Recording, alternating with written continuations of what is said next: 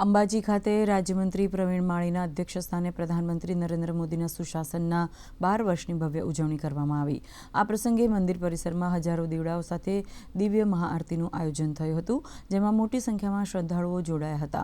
ઉજવણીના ભાગરૂપે મંત્રીએ નગરજનો સાથે સ્વચ્છતા ઝુંબેશ અંતર્ગત શ્રમદાન કર્યું હતું અને સ્થાનિક સફાઈ કર્મચારીઓને શાલ ઉડાડીને સન્માનિત કર્યા હતા।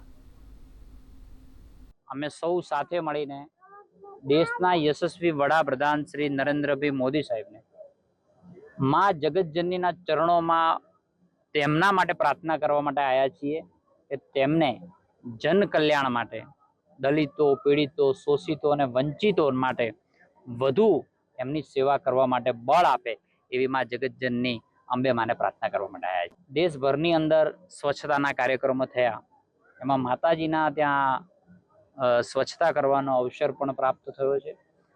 આપણે સૌ સંકલ્પબદ્ધ થઈએ કે આપણે આપણા નગરને, આપણા ગામને, આપણા તાલુકાને, આપણા જિલ્લાને, આપણા રાજ્યને સ્વચ્છ રાખીએ એ તબક્કે આપણે સંકલ્પ પણ લઈએ તેવી સૌને વિનંતી પણ કરું।